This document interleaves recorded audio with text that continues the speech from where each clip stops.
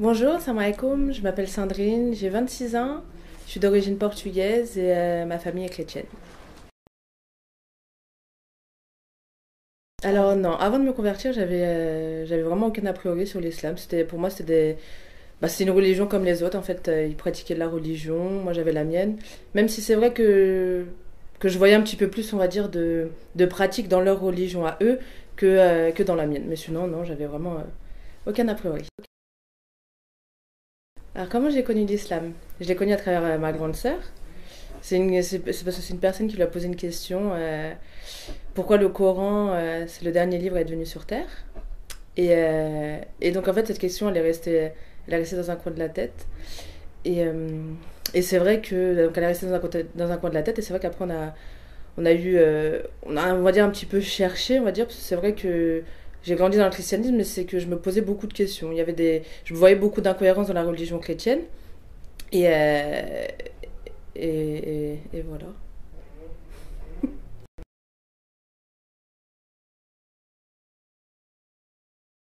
Alors le déclic de la conversion en fait, ça a été voilà parce que je me posais il y avait beaucoup d'incohérences dans le christianisme, je voyais beaucoup d'incohérences et j'arrivais pas en fait même quand j'étais plus jeune j'allais au catéchisme des choses comme ça, j'avais l'impression c'est pas l'impression c'est que pour moi on parlait plus de Jésus que de Dieu. Il y avait vraiment plus la distinction entre Jésus et Dieu alors que pour moi il y a qu'un seul Dieu et c'est à lui qu'on doit parler. Et c'est vrai que déjà étant petite je voyais ça, après c'est vrai que par la suite j'avais arrêté d'y aller.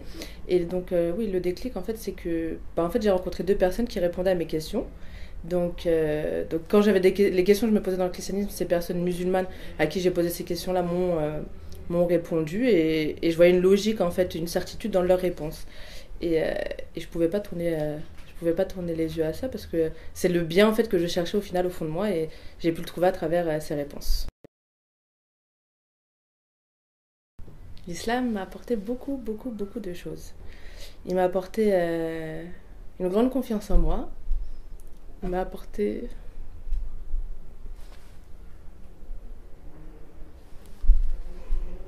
Ça m'a apporté plein de choses.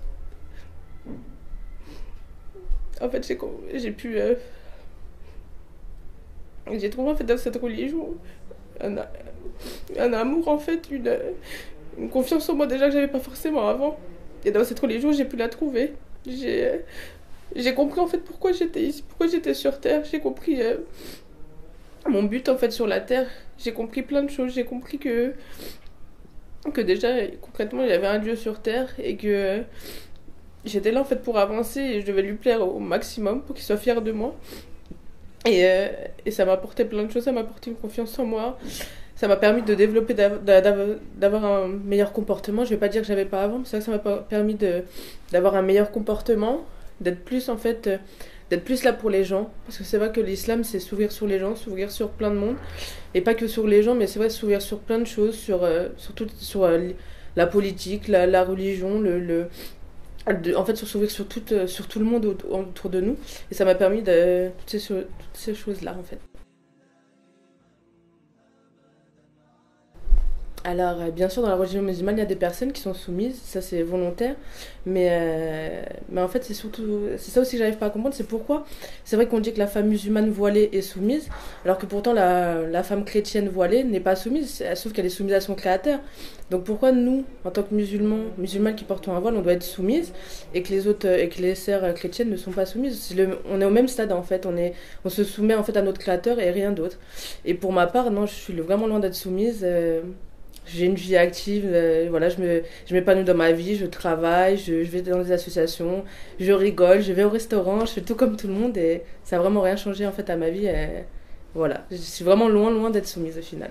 C'est ça, le mot que je pourrais dire. Alors, un message aux futurs convertis. Ce que je pourrais dire aux futurs convertis, c'est renseignez-vous. C'est vrai que si vous avez ce besoin au fond de vous, en fait, dans votre cœur, que vous ne ressentez pas bien, que vous avez l'impression, vous avez un vide, et ben, je peux vous dire que moi, j'avais ce vide-là aussi au départ. Je me disais, voilà, j'étais sur Terre, je m'amusais, je faisais tout, mais il y avait un manque au final.